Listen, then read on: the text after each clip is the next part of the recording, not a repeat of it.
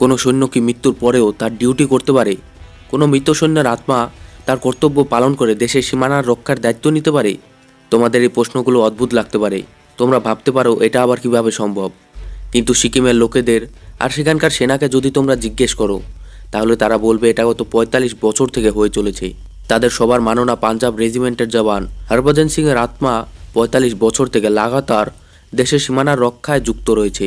সেখানকার সৈন্যরা বলে হরভজন সিংয়ের আত্মা চীনের থেকে হওয়া আক্রমণ সম্পর্কে প্রথমেই তাদের সাবধান করে দেয়। আর যদি ভারতীয় সেনা চীনের কোনো মুভমেন্টকে পছন্দ না করে, তাহলে তিনি চীনের সৈন্যদের প্রথমেই জানিয়ে দেয়, যাতে ঝামেলা বড় না হয়, যেন কথার মাধ্যমেই সেটা মিটমাট করা যায়। তোমরা এটাকে বিশ্বাস করো বা না করো, কিন্তু চীনের সেনারাও এটাকে বিশ্বাস করে। আর এর জন্য ভারত আর চীনের মধ্যে হওয়া সব ফ্ল্যাগ মিটিংয়ে হরভজন সিংয়ের জন্য একটি খালি চেয়ার রাখা হয়, যাতে তিনি মিটিং অ্যাটেন্ড করতে পারে। বন্ধুরা, এবার জেনে নেই কে ছিল বাবা হরভজন সিং। বাবা হরভজন সিংয়ের জন্ম 30 আগস্ট 1946 সালে গুজরাওয়ালা জেলায় হয়েছিল, যেটা বর্তমানে পাকিস্তানে পড়ে।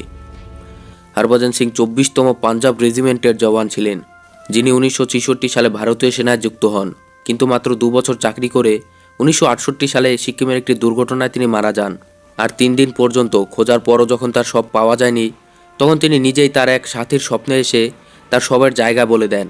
ভোরে যখন সেনার এক অংশ তার শবকে খুঁজতে বের হয়, তার শব ঠিক সেই জায়গায় পাওয়া যায় যেখানে তিনি বলেছিলেন।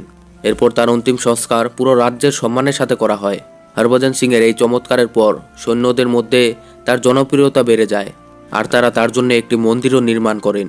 যখন তার চমৎকার আরও বাড়তে থাকে আর তিনি বিশাল জনসমূহের আস্থার কেন্দ্র হয়ে যান, তার জন্য একটি বড় মন্দির নির্মাণ করা হয়, যেটা বাবা হরভজন সিং মন্দির নামে পরিচিত।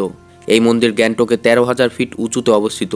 সৈন্যদের বানানো পুরানা বঙ্কর মন্দির এর থেকে 1000 ফিট উঁচুতে রয়েছে। মন্দিরের ভেতরে বাবা হরভজন সিংয়ের একটি ফটো আর তার কিছু জিনিসপত্র রাখা রয়েছে। বাবা হরভজন সিং তার মৃত্যুর পর লাগাতার আজও তার ডিউটি পালন করছে। এর জন্য তাকে স্যালারিও দেওয়া হয়। বাবা হরভজন সিংয়ের মন্দির সৈন্য ও তার লোকেদের দুজনেরই আস্থার কেন্দ্র। এই এলাকায় আসা সকল নতুন সৈন্য সবার প্রথমে বাবার মন্দিরে প্রণাম জানায়। এই মন্দিরকে নিয়ে এখানে এক অদ্ভুত মান্যতাও রয়েছে। যদি এই মন্দিরে বোতলে জল ভরে 3 দিনের জন্য রেখে দেওয়া হয়, তাহলে সেই বোতলের জলে চমৎকারিক ঔষধি গুণ চলে আসে। এই জল খেলে মানুষের রোগ ঠিক হয়ে যায়। এই জন্য এই মন্দিরে নাম লেখা বোতলের ঢিপি লেগে যায়। এই জল 21 দিনের মধ্যে প্রয়োগে আনা হয়। আর এর চলাকালীন মাংসাহার ও মদিরাপান নিষেধ থাকে। বন্ধুরা, এমন আরও ভিডিও দেখার জন্য আমাদের চ্যানেল আরডিওমেন্ট্রিক অবশ্যই সাবস্ক্রাইব করে নিও।